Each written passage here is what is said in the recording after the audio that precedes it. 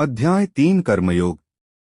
इस अध्याय में श्री कृष्ण यह समझाते हैं कि सभी जीव अपनी स्वाभाविक प्रकृति के गुणों के कारण कार्य करने के लिए बाध्य होते हैं और कोई भी प्राणी एक क्षण के लिए भी अकर्मा नहीं रह सकता। वे जो गेरुए वस्त्र धारण कर बाह्य रूप से वैराग्य प्रदर्शित करते हैं, लेकिन आंतरिक रूप से इंद्रिय विषयों के भोगों के प्रति आसक्ति रखते हैं, वे ढोंगी हैं जो कर्मयोग का अनुपालन करते हुए बाह्य रूप से निरंतर कर्म करते रहते हैं, लेकिन उनमें आसक्त नहीं होते। वे उनसे श्रेष्ठ हैं। इसके बाद श्री कृष्ण इस पर बल देते हैं कि सभी जीवित प्राणियों को भगवान की सृष्टि की व्यवस्था के अभिन्न अंग के रूप में अपने दायित्वों का निर्वहन करना पड़ता है। जब हम भगवान के प्रति आभार व्यक्त करते हुए अपने कर्तव्यों का पालन करते हैं, तब ऐसे कर्म यज्ञ बन जाते हैं। यज्ञों का अनुष्ठान वास्तव में स्वर्ग के देवताओं को प्रसन्न करने के लिए किया जाता है और वे हमें सांसारिक सुख और समृद्धि प्रदान करते हैं। ऐसे यज्ञों के कारण वर्षा होती है और वर्षा से अन्न उत्पन्न होता है जो जीवन निर्वाह के लिए आवश्यक है। वे जो इस सृष्टि चक्र में अपने उत्तरदायित्व को स्वीकार नहीं करते, वे पापी हैं। वे केवल इंद्रिय सुख प्राप्त करने के लिए जीवित रहते हैं और उनका जीवन व्यर्थ हो जाता है। फिर आगे श्री कृष्ण कहते हैं कि शेष मानव जाति से भिन्न ऐसी प्रबुद्ध आत्माएं जो आत्मज्ञान में स्थित रहती हैं, वे शारीरिक उत्तरदायित्वों का पालन करने के लिए बाध्य नहीं होती, क्योंकि वे आत्मा के स्तर पर अपने उच्च दायित्वों का निर्वहन कर रही होती हैं। हालांकि वे अपने सामाजिक दायित्वों का त्याग कर देती हैं, जिससे सामान्य मनुष्यों के मन में असमंजस की भावना उत्पन्न होती है, जो महापुरुषों के पदचिह्नों पर चलना चाहते हैं। इसलिए ज्ञानी पुरुषों को संसार के अनुसरणार्थ उच्च आदर्श प्रस्तुत करने के लिए बिना किसी प्रयोजन और व्यक्तिगत लाभ के लिए निरंतर कर्म करना होगा। यह अज्ञानी को अपरिपक्व अवस्था में अपने नियत दायित्वों का त्याग करने से रोकेगा। अतीत में महान राजर्षियों जैसे कि राजा जनक और अन्य राजाओं का यही उद्देश्य था, जिन्होंने अपने सांसारिक दायित्वों का निर्वहन किया था। तत्पश्चात अर्जुन पूछता है कि लोग अनिच्छा से पापपूर्ण कर्मों में प्रवृत्त क्यों होते हैं? क्या उन्हें बलपूर्वक पाप कर्मों में लगाया जाता है? परम प्रभु श्री कृष्ण बताते हैं कि संसार का सर्वभक्षी पापपूर्ण शत्रु केवल कामवासना है। जिस प्रकार से अग्नि धुएं से ढकी रहती है, दर्पण धूल से ढका रहता है, उसी प्रकार से कामना मनुष्य के ज्ञान पर आवरण डाल देती है और उसकी बुद्धि का विनाश कर देती है। फिर श्री कृष्ण अर्जुन से आह्वान करते हैं कि वह इस कामना रूपी शत्रु का संहार कर दें, जो पाप का मूर्त रूप है, और अपनी इंद्रिय, मन और बुद्धि को वश में करें। अर्जुन ने कहा, हे जनार्दन, यदि आप बुद्धि को कर्म से श्रेष्ठ मानते हैं, तब फिर आप मुझे इस भीषण युद्ध में भाग लेने के लिए क्यों कहते हो? आपके अनेकार्थक उपदेशों से मेरी बुद्धि भ्रमित हो गई है। कृपया मुझे निश्चित रूप से कोई एक ऐसा मार्ग बताएं जो मेरे लिए सर्वाधिक लाभदायक हो। परम कृपालु भगवान ने कहा, हे निष्पाप अर्जुन, मैं पहले ही ज्ञानोदय की प्राप्ति के 2 मार्गों का वर्णन कर चुका हूँ। ज्ञानयोग उन मनुष्यों के लिए है जिनकी रुचि चिंतन में होती है, और कर्मयोग उनके लिए है जिनकी रुचि कर्म करने में होती है। न तो कोई केवल कर्म से विमुख रहकर कमरफल से मुक्ति पा सकता है, और न केवल शारीरिक संन्यास लेकर ज्ञान में सिद्धावस्था प्राप्त कर सकता है। कोई भी मनुष्य एक क्षण के लिए अकर्मा नहीं रह सकता। वास्तव में सभी प्राणी प्रकृति द्वारा उत्पन्न 3 गुणों के अनुसार कर्म करने के लिए विवश होते हैं। जो अपनी कर्मेंद्रियों के बाह्य घटकों को तो नियंत्रित करते हैं, लेकिन मन से इंद्रियों के विषयों का चिंतन करते हैं, वे निःसंदेह स्वयं को धोखा देते हैं और पाखंडी कहलाते हैं। हे अर्जुन, लेकिन वे कर्मयोगी जो मन से अपनी ज्ञानेंद्रियों को नियंत्रित करते हैं और कर्मेंद्रियों से बिना किसी आसक्ति के कर्म में संलग्न रहते हैं, वे वास्तव में श्रेष्ठ हैं। इसलिए तुम्हें निर्धारित वैदिक कर्म करने चाहिए, क्योंकि निष्क्रिय रहने से कर्म करना श्रेष्ठ है। कर्म का त्याग करने से तुम्हारे शरीर का भरण पोषण संभव नहीं होगा। परमात्मा के लिए यज्ञ के रूप में कर्मों का निष्पादन करना चाहिए, अन्यथा कर्म इस भौतिक संसार में बंधन का कारण बनेंगे। इसलिए हे कुंती पुत्र, भगवान के सुख के लिए और फल की आसक्ति के बिना अपने नियत कर्म करो। सृष्टि के आरंभ में ब्रह्मा ने मानव जाति को उनके नियत कर्तव्यों सहित जन्म दिया और कहा, इन यज्ञों का धूमधाम से अनुष्ठान करने पर तुम्हें सुख समृद्धि प्राप्त होगी और इनसे तुम्हें सभी वांछित वस्तुएं प्राप्त होंगी। तुम्हारे द्वारा संपन्न किए गए यज्ञों से देवता प्रसन्न होंगे और मनुष्यों और देवताओं के मध्य सहयोग के परिणामस्वरूप सभी को सुख समृद्धि प्राप्त होगी। तुम्हारे द्वारा संपन्न यज्ञों से प्रसन्न होकर देवता जीवन निर्वाह के लिए वांछित आवश्यक वस्तुएं प्रदान करेंगे, किंतु जो प्राप्त उपहारों को उनको अर्पित किए बिना भोगते हैं वे वास्तव में चोर हैं।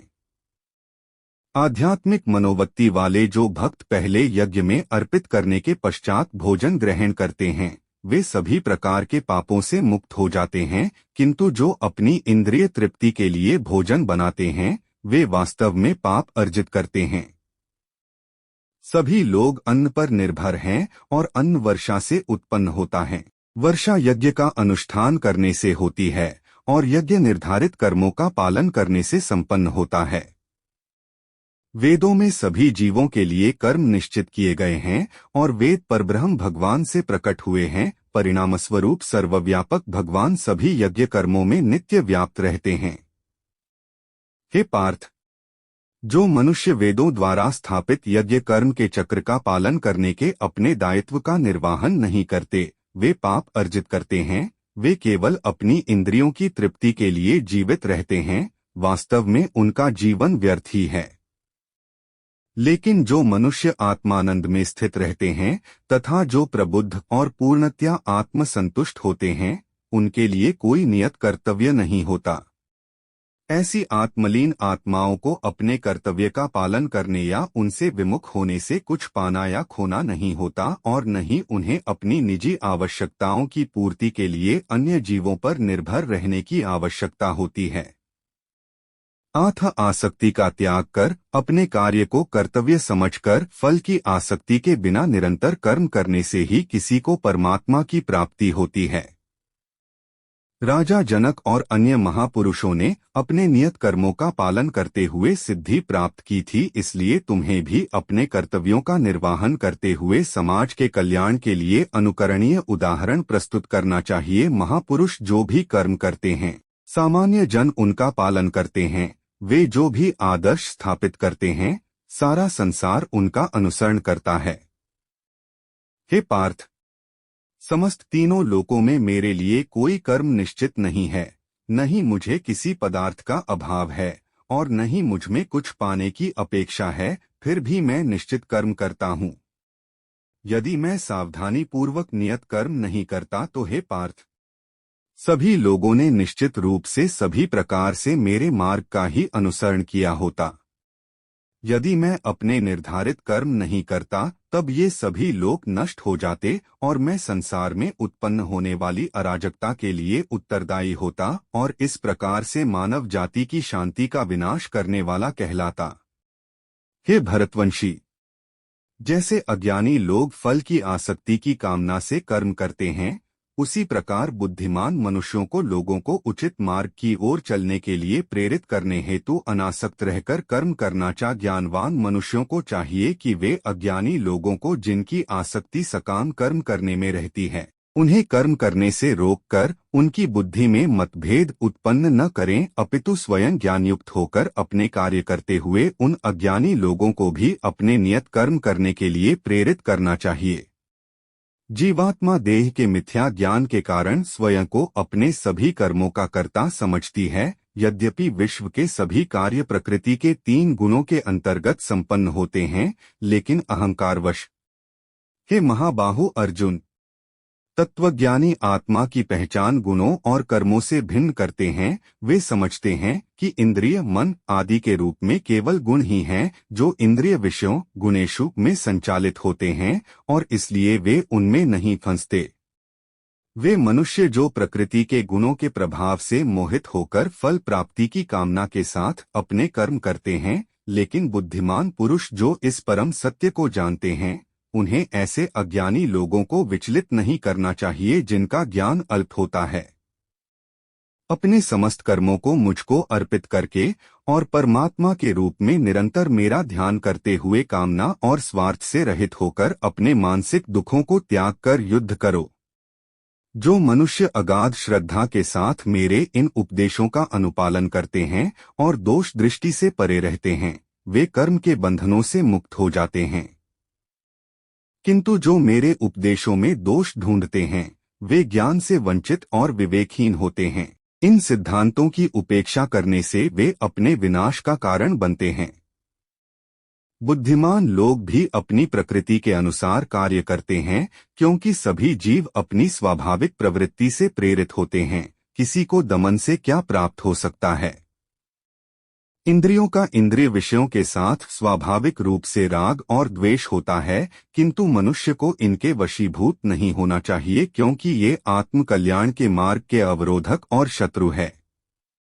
अपने नियत कार्यों को दोष युक्त संपन्न करना अन्य के निश्चित कार्यों को समुचित ढंग से करने से कहीं अधिक श्रेष्ठ होता है। वास्तव में अपने कर्तव्य का पालन करते हुए मरना दूसरों के जोखिम से युक्त भयावह मार्ग का अनुसरण करने से श्रेयस्कर होता है। अर्जुन ने कहा, हे वृषणवंशी श्री कृष्ण, इच्छा न होते हुए भी मनुष्य पापजन्य कर्मों की ओर क्यों प्रवृत्त होता है? ऐसा प्रतीत होता है कि उसे बलपूर्वक पाप कर्मों में लगाया जाता है। परमात्मा श्री कृष्ण कहते हैं, अकेली काम वासना जो रजोगुण के संपर्क में आने से उत्पन्न होती है और बाद में क्रोध का रूप धारण कर लेती है, इसे पाप के रूप में संसार का सर्वभक्षी शत्रु समझो।